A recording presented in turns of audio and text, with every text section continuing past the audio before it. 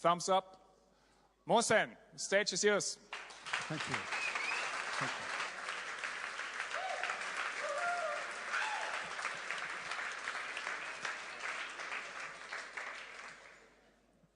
Good evening, everyone. My name is Mohsen from Loughborough University.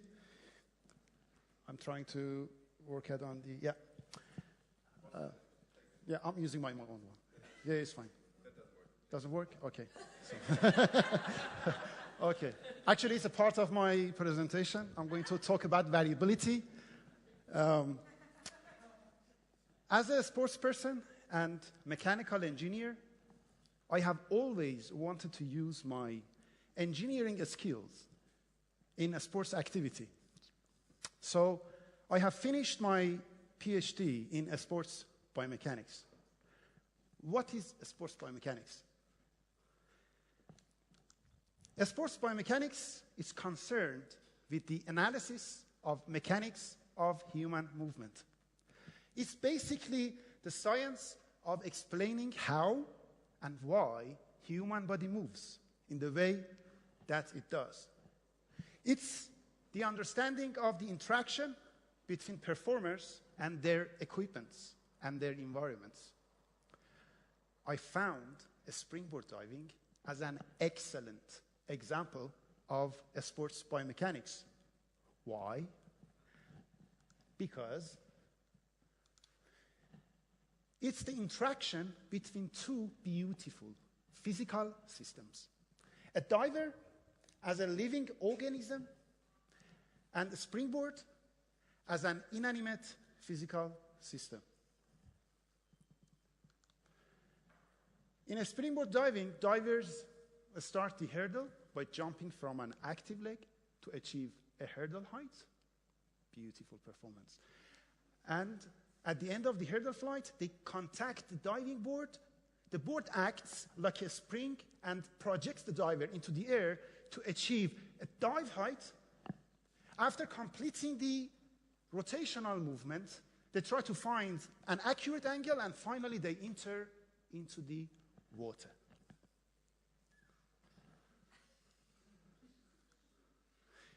Body orientation angle at entry into the water is the primary performance outcome of the dive, because it's the last part of the movement the judges see.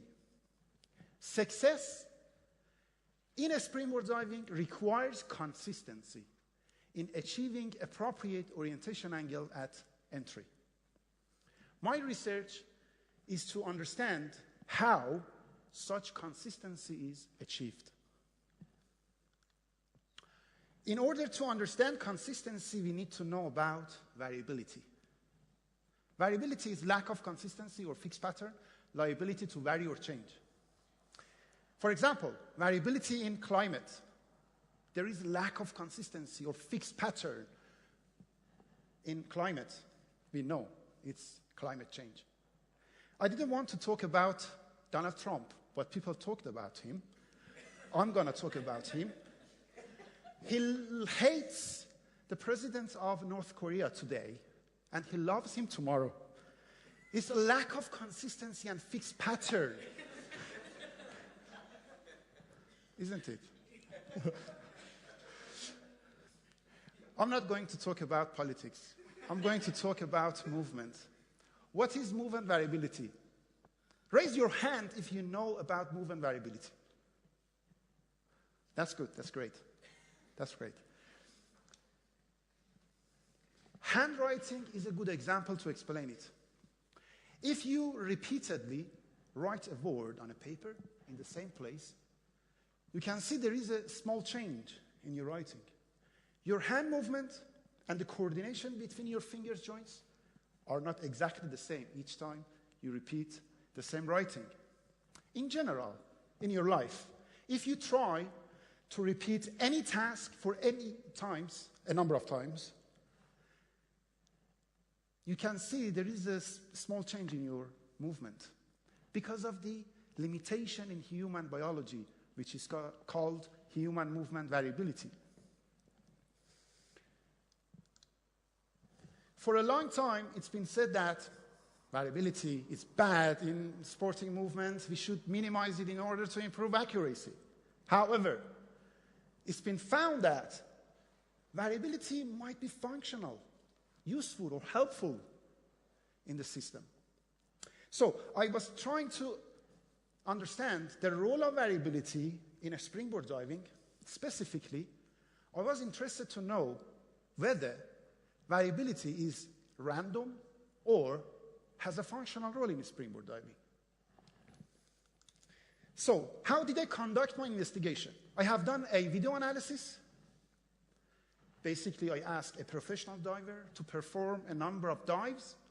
Then I used a high-speed video camera to record those performances. Then I used those recorded videos to measure movement variability. And finally, I used a computer model to investigate the role of variability in their movement. Computer models can be used when direct measurements are impossible or impractical. They are an ideal tool for what-if questions when we cannot answer experimentally. For example, if you ask a diver to run faster, to run up faster actually, and do the rest exactly the same, they can't. They go faster, but they change everything else. So, in other words, it is impossible to change initial takeoff conditions only and see what happens at entry orientation angle into the water by observing performance. Using computer simulation model makes it possible to change one variable at a time. They never get tired, like me. Tiredness is meaningless in my life. And they do exactly what they are told. So, I used a computer simulation model of a diver and a springboard that virtually replicate the diver's performances in order to investigate the role of variability in their movement. I love this slide. This is the most significant part of my presentation. As you can see, this is the diver's angle variability during the flight phase. In actual performance, there is a small variability in the early part of flight phase and at entry into the water. However, there is a large variation during the flight phase. What is the role of this large variation? Is it random? Is it unwanted error? Or it has a functional role? We found that the large variation in the air is adjustment or correction. In fact, the diver varied their movement in the air in order to reduce their variability at entry. In other words, the diver or the large variation was a deliberate compensation in order to have very small variability at entry. You might ask, okay, what is your evidence that this is adjustment? Well, the simulation study provided an explanation for that. As I've already mentioned, computer models are an ideal tool for what-if questions. I was interested to know, what if there is no adjustment in the flight phase? What if the diver doesn't adjust their movement in the air? If they don't adjust or correct their movement in the air, what happens for the entry orientation angle? The outcome of the simulation study provided or revealed that if the diver doesn't adjust his movement during the air, he will end up with a large variation at entry. In other words, if the diver doesn't adjust or correct his movement in the air, he would not be able to make very precise orientation angle at entry. So, the simulation study was a confirmed explanation that large variation in the air is not random, is functional role. It has functional role. I'm going to demonstrate something in my study, in my presentation, and I'm going to ask you to stand up for 10 milliseconds.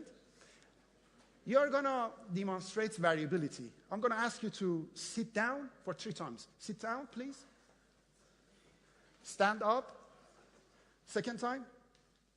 And third time. Stand up and sit down, please. And stand up again is the last one. It's all about accuracy. Raise your hands and sit down. So you varied your movement. Your task, the task they asked you to do, was the variation in your movement. The last one completely different. So you varied your movement. It was variation. My study said that, as a summary, I'm going to summarize what I found. Divers' adjustment or variation in the air was a deliberate compensation to have large variability in the air and a small variability in the orientation angle at entry. In other words, the large variability in the air was a deliberate compensation in order to make sure that they have a small variability at entry.